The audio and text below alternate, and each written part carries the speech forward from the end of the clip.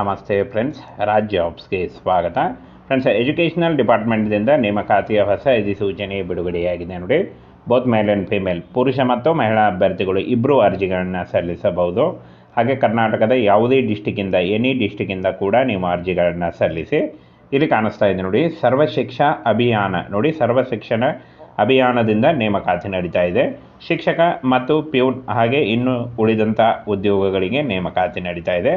ಒಟ್ಟು ಖಾಲಿ ಹುದ್ದೆಗಳು ನೋಡಿ 24,061 ಬೃಹತ್ ಹುದ್ದೆಗಳಿಗೆ ನೇಮಕಾತಿ ನಡೀತಾ ಇದೆ ನೋಡಿ.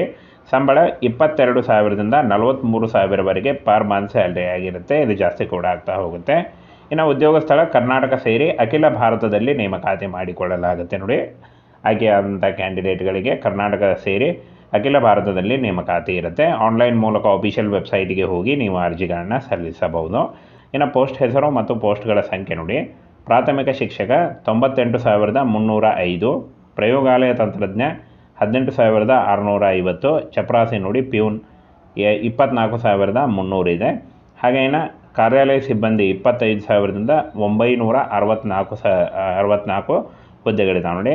ಹಾಗೇನ ಕಂಪ್ಯೂಟರ್ ಟೀಚರ್ 72,000ದಿಂದ 842 ಹುದ್ದೆಗಳಿದ್ದಾವೆ ನೋಡಿ. ಇಷ್ಟೊಂದು ಹುದ್ದೆಗಳಿದ್ದಾವೆ. ಈ ಒಂದು ಹುದ್ದೆಗಳಿಗೆ ಆಯ್ಕೆ ಮಾಡಿಕೊಂಡು ನೀವು ಅರ್ಜಿಗಳನ್ನು ಸಲ್ಲಿಸಬಹುದು.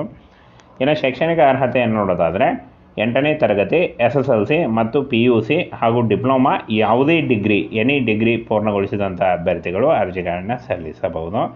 ಇನ್ನು ಪ್ರಾಥಮಿಕ ಶಿಕ್ಷಕ ನೋಡಿ, PUC ಮತ್ತು ಡಿಗ್ರಿ ಯಾವುದೇ ಒಂದು ನೀವು PUC ಅಥವಾ ಡಿಗ್ರಿ ಮಾಡಿದರೆ ನೀವು ಪ್ರಾಥಮಿಕ ಶಿಕ್ಷಕ ಹುದ್ದೆಗಳಿಗೆ ಅರ್ಜಿಗಳನ್ನು ಸಲ್ಲಿಸಬಹುದು.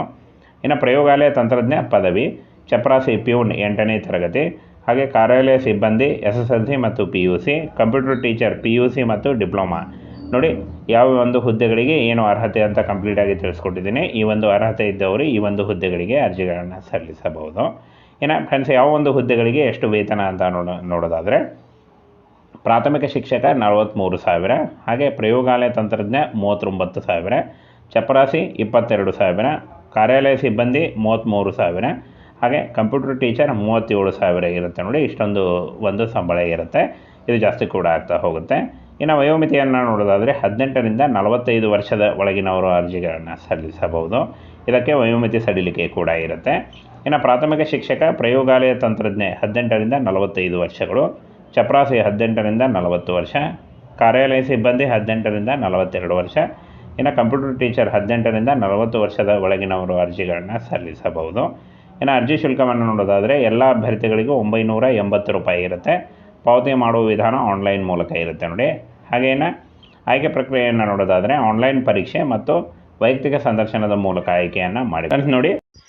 ಫ್ರೆಂಡ್ಸ್, ಇನ್ನೇನು ಕೆಲವೇ ದಿನಗಳಲ್ಲಿ ಈ ಒಂದು ಹುದ್ದೆಗಳಿಗೆ ಅರ್ಜಿ ಸಲ್ಲಿಕೆ ಶುರುವಾಗುತ್ತೆ ನೋಡಿ.